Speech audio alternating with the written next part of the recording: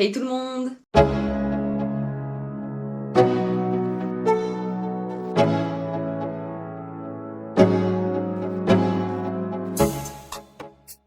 J'espère que vous allez bien. On se retrouve aujourd'hui pour une nouvelle vidéo rénovation et dans la vidéo de la semaine dernière, on s'était attaqué au démontage de la cuisine, donc ça va continuer un petit peu dans cette vidéo-là. Si vous n'avez pas vu la précédente, je vous la mets en fiche en haut à droite. Après avoir enduit toute la cuisine, on est passé à l'étape peinture pour remettre un bon coup de frais partout et pour la suite, on attend tout simplement la livraison de la cuisine. Là, franchement, on pourra pas avancer plus que ça. C'est pour ça qu'on s'est concentré sur faire une petite partie déco du salon, donc je sais qu'il y en a certains d'entre vous qui vont être contents. On a déjà commencé par poser la première tringle à rideau. Il y a aussi 2 toiles qui vont être accrochées dans le salon et que j'ai réalisé et que j'ai filmé pour pouvoir vous mettre dans cette vidéo. Et pour finir, il y a aussi un endroit où il y a le bloc fibre qui était fixé, qu'on ne pouvait pas bouger et qu'il fallait cacher. Donc voilà un petit peu pour le point déco, mais je suis contente puisque ça a pas mal avancé cette semaine. Alors, sans plus tarder, c'est parti pour la vidéo. Voilà ce que donnent les murs de la cuisine après 2 voire 3 couches d'enduit à certains endroits, comme ici où il y avait le gros trou dans le mur. Franchement, pour le moment, je trouve qu'on a plutôt bien rattrapé. On en a aussi profité pour poncer tout ce meuble. Ici, j'ai mis de la pâte à bois là où le meuble avait été un petit peu arraché pour égaliser. Donc on a tout poncé puisqu'on va repeindre la façade du caisson en même temps que les murs. Maintenant que tout l'enduit a été fait et poncé, j'ai bien évidemment lessivé aussi les murs pour pas qu'il reste de poussière. Là, on va rebâcher rapidement tous les meubles et on va pouvoir s'attaquer à la première couche de peinture. Alors ça deviendrait presque une habitude pour vous, mais encore une fois, on peint du blanc par-dessus du blanc. Donc clairement, il n'y a rien de moins parlant que ça en vidéo, c'est quand même fou. En plus, certaines zones n'étaient pas forcément évidentes à atteindre, notamment au-dessus des colonnes. On remarque un petit peu plus la différence entre l'endroit où on a enduit et le reste sur la partie qui était sous la hotte, mais sinon ça reste un changement assez discret. Enfin, en caméra bien sûr, hein. Vous vous doutez bien qu'en réalité, le changement est plus que flagrant, heureusement. Bon, et bah ça y est, c'est repeint. Alors je vous ai montré que la première couche de peinture, mais on en a fait 3. D'ailleurs, il reste une prise à remettre ici, mais sinon on a refixé les prises, les interrupteurs. Mon chéri a aussi réaccroché la hotte. Donc là, pour le moment, on est tout bon. Franchement, on s'en est pas trop mal sorti. Alors effectivement, on n'a pas été jusqu'en bas, puisque de toute façon, il y a la crédence ici qui va venir recouvrir sur 30 cm. Mais on a quand même réussi à enlever toutes les traces qu'on avait. Et d'ailleurs, ici, c'est là où il y avait le gros trou. Hop. Et là, pareil, on s'en est bien sorti. Pareil pour ce qui est du meuble, on l'a repeint sur toute la façade, sauf en bas, comme je vous l'ai dit, vu qu'il va y avoir la crédence de toute façon qui va remonter. Maintenant que cette étape-là est validée, et ben il nous reste plus qu'à attendre de recevoir le nouveau plan de travail et la nouvelle crédence. On va pas s'amuser à démonter le plan de travail dès maintenant, alors qu'on n'a pas encore reçu le nouveau, hein, puisque c'est quand même bien pratique d'avoir de la surface des fois quand on veut faire des choses. Et au moment où je tourne ces images, on reçoit le plan de travail et la crédence dans 1 mois. Donc pour nous, le chantier au niveau de la cuisine ne va plus avancer pendant 1 mois. Et nous, pendant ce temps-là, on va pouvoir se concentrer sur d'autres parties des travaux. On se retrouve aujourd'hui dans le salon pour venir en décorer une bonne partie et ce que je vous propose, c'est qu'on commence tout de suite par accrocher la tringle à rideau qui se trouve juste derrière moi. Enfin non, plutôt la fenêtre qui se trouve derrière moi mais qui n'a pas encore de tringle à rideau. On a déjà mis les chevilles, maintenant on va venir fixer les 2 petites fixations qu'il y a de chaque côté et comme ça après on pourra accrocher la tringle. Pour ce qui est du modèle de tringle, on a choisi celui-ci chez Castorama qui est en couleur laiton, un doré un petit peu vieilli. Les accroches, ce sont celles-ci. Malheureusement, il n'y en avait pas de plus petites. Comme ce sont des tringles qu'on a achetées et qui ne sont pas réglables au niveau de la taille, on a dû les couper nous-mêmes à la bonne dimension. Et à chaque extrémité, comme ça, on va venir mettre un petit bouchon.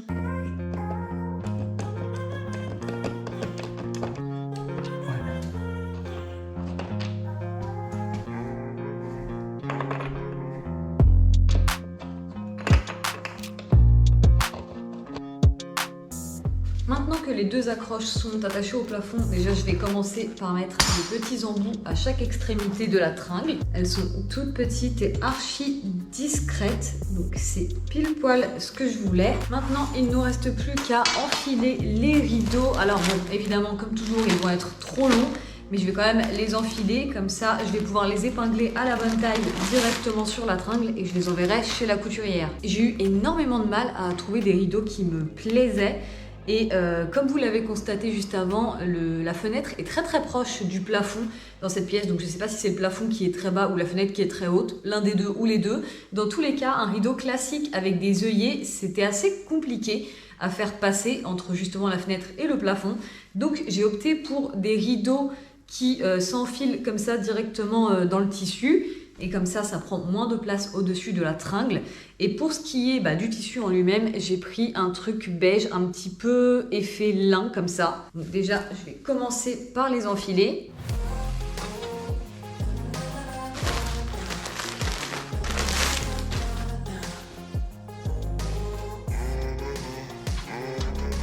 Maintenant, j'ai plus qu'à aller accrocher ça.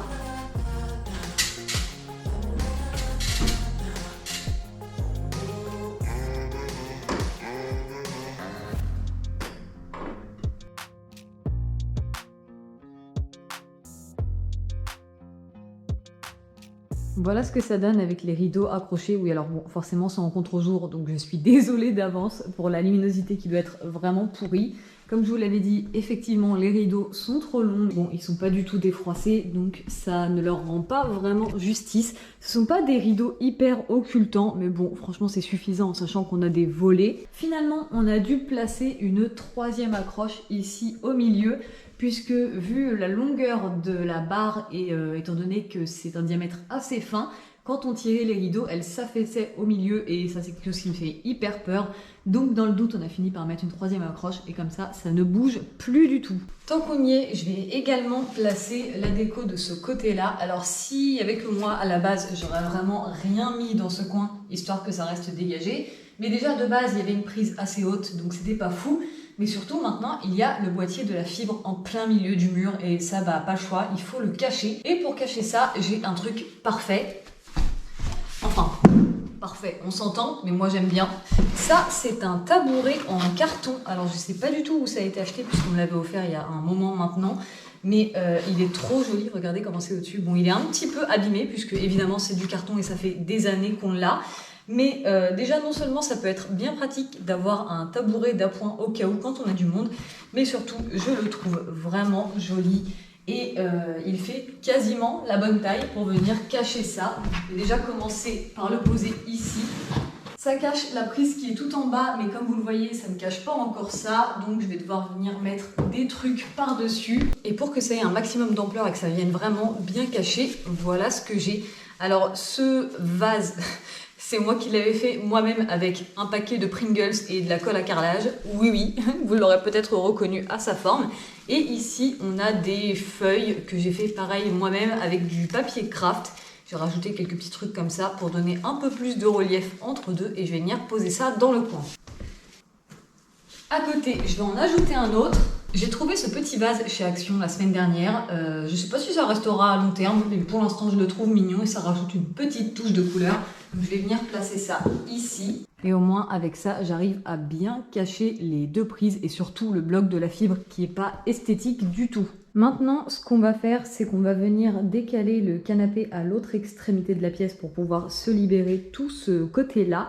Et comme ça, on va pouvoir accrocher ici au mur deux toiles que j'ai faites de mon côté. Donc je vais vous mettre les images pour que vous sachiez comment j'ai fait. Alors, on se retrouve pour s'occuper de cette toile qui va aller sur ce mur du salon. En fait, en réalité, il y en a même deux, mais on va en faire une ensemble. Pour être 100% honnête avec vous, j'ai déjà fait la première, histoire d'avoir un petit peu d'entraînement et d'essai, et pour voir ce que ça allait donner déjà hors caméra et faire uniquement la deuxième avec vous.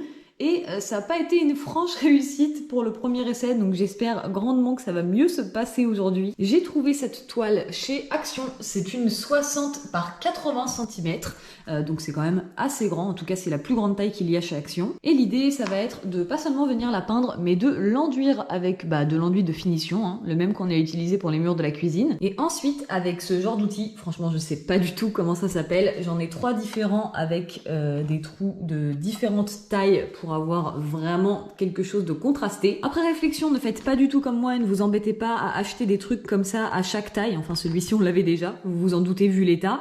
J'ai vu sur internet qu'il en existait en plastique avec 4 côtés différents et 4 tailles de petits trous comme ça là. Et donc ça me serait revenu beaucoup moins cher d'acheter tout simplement ce truc en plastique plutôt que de me faire chier à acheter des trucs comme ça qui clairement moi ne me resserviront pas pour autre chose, mais c'est pas grave. Donc comme je vous le disais, l'idée ça va être de venir enduire l'entièreté de la toile et ensuite avec ça de venir tracer des arches. Alors je sais pas si c'est quelque chose que vous avez déjà vu ou pas.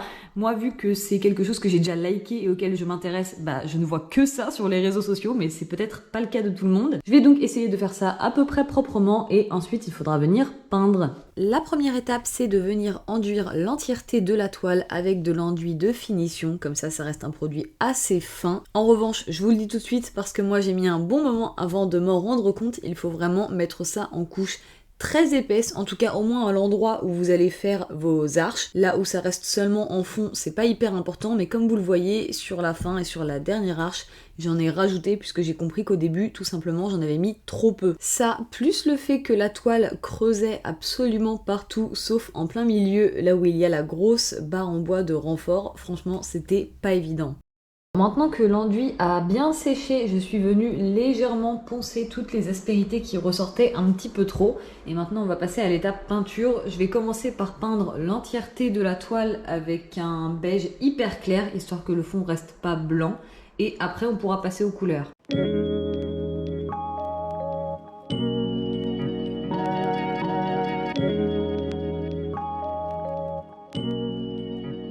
Bon, au final, j'ai pas assez de peinture pour tout finir parce que c'est le mélange de couleurs que j'avais déjà fait pour la première toile, mais c'est pas grave puisque l'essentiel, c'est tout ce qui est en dehors des arches qui va rester de cette couleur-là.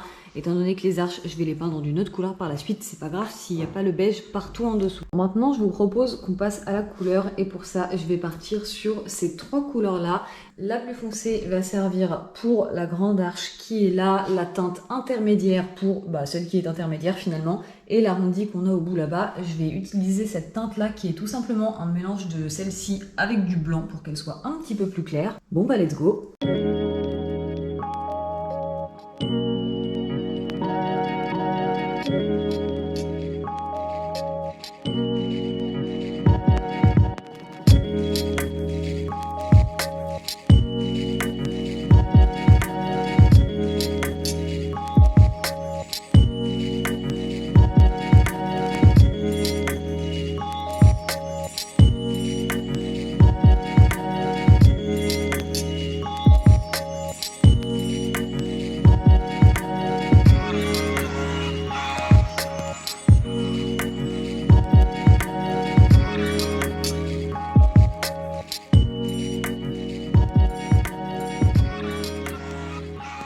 Voilà ce que ça donne une fois terminé et avec 2 couches de peinture. À gauche, vous voyez le tableau que j'avais fait en premier de mon côté.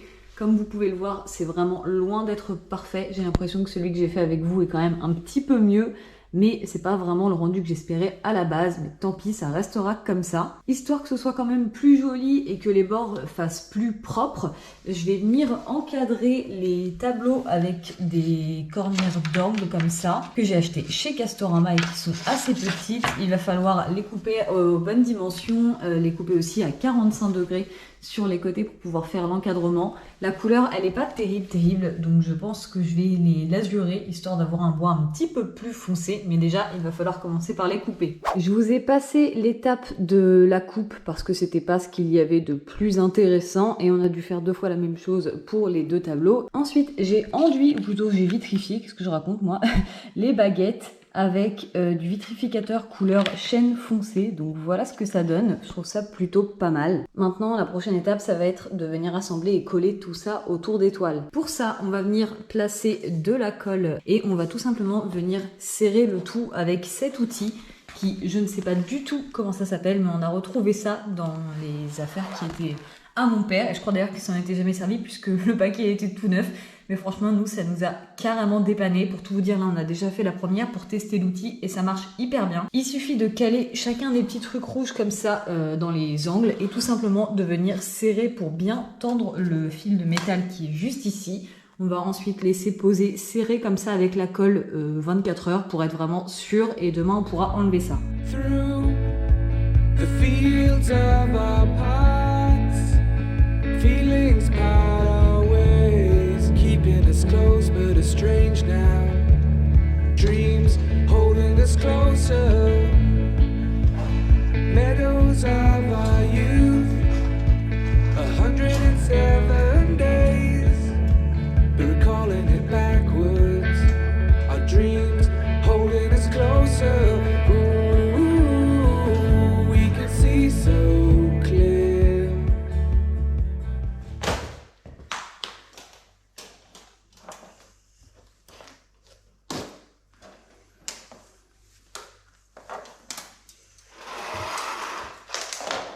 Pour pouvoir être sûr de l'endroit où on va mettre nos chevilles pour accrocher les toiles, on a placé un scotch comme ça de masquage tout le long des deux toiles avec un écartement de 3 cm entre chacune. Et on a fait des petits trous, je ne sais pas si vous les verrez bien ici, à chaque endroit où on va devoir mettre une vis. Comme ça, on n'aura plus qu'à scotcher ça sur le mur en vérifiant évidemment que c'est de niveau et on pourra percer pour les chevilles. Je voulais vous faire un petit point sur la table basse, même si ça n'a rien à voir. Alors, je ne sais pas si ça se verra beaucoup en caméra, mais le plateau du dessus a un peu jauni et c'est pas le cas pour le pied. Tout simplement parce qu'il n'y a que sur le plateau que j'ai mis du vernis en bombe. Et bah du coup, je vous conseille pas du tout la bombe de vernis mat transparent de chez Action, puisque elle a complètement jauni et comme je ne l'avais pas appliqué hyper uniformément, ça se voit. Donc je vais être obligée de reponcer légèrement le plateau de la table et de la repeindre. Là déjà j'ai poncé un petit peu et comme ça peut-être que vous verrez mieux la différence entre la couleur que ça avait à la base et comment ça a jauni avec le vernis. Donc maintenant je vais repeindre tout ça. Et voilà le rendu avec la couche de peinture que je viens de réappliquer. J'ai dû refaire un mélange et je pense que j'ai bien réussi à retomber sur la même couleur que le pied. Donc je suis plutôt contente. Là il n'y a plus qu'à attendre que ça sèche pour égrener un petit peu, mais c'est déjà beaucoup mieux. Alors pour tout vous dire, pour pouvoir mettre le niveau laser assez haut, on l'avait posé sur les escaliers. Le problème c'est que d'une marche à l'autre il y a quand même une sacrée différence de hauteur, donc pour régler le niveau laser on était assez limité, ce qui fait qu'au premier essai on a tout simplement percé trop haut. Oui, les deux toiles auraient été accrochées beaucoup trop haut comme vous pouvez le constater puisque je suis en train de reboucher. Alors à droite on avait juste fait un petit trou mais pas encore placé les chevilles, donc ça va. Par contre à gauche on avait déjà placé les chevilles, c'est pour ça que les trous sont beaucoup plus gros. Donc bah c'est pas grave, hein, je m'occupe de reboucher ça, on mettra un petit coup de peinture et là on a les 4 chevilles qui sont définitives et où vont être accrochées les toiles. Maintenant qu'on a rebouché les trous et repassé un petit coup de blanc, on va enfin pouvoir accrocher ces toiles. Ouais, J'ai absolument aucun équilibre. Je sais même pas pourquoi je monte. mais Pourquoi je monte déjà? Non mais je sais pas, parce que je laisse... Non, on refait. tu laisses. Non. Tu laisses. Je laisserai pas. Tu laisses. Tu laisses, t'as fait de la merde, tu laisses. C'est parce qu'il y avait ça dans mon champ là, tu m'as trouvé. Action. C'est bon, ouais. Prise 2, scène 2.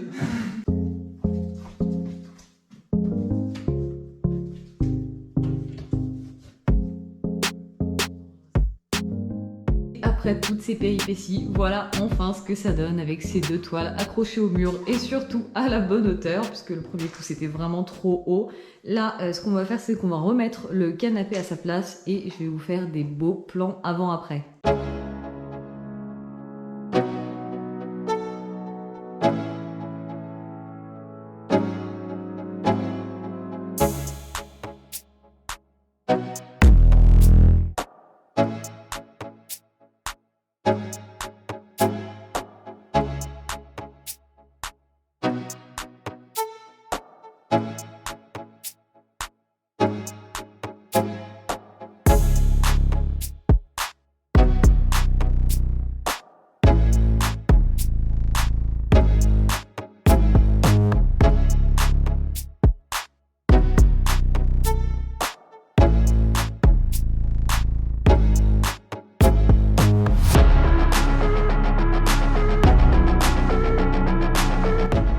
Prochain épisode. Bon, et ben vous savez quoi, il est temps d'aménager cette partie-là du salon puisque j'ai enfin reçu le meuble télé. Waouh, après tant de péripéties. Il est temps pour moi de venir m'occuper de cette grande toile. Ça s'est pas hyper bien passé au séchage. Déjà, comme vous pouvez le constater, il y a des fissures comme ça à certains endroits. Mais surtout, ici, ça s'est carrément écroulé.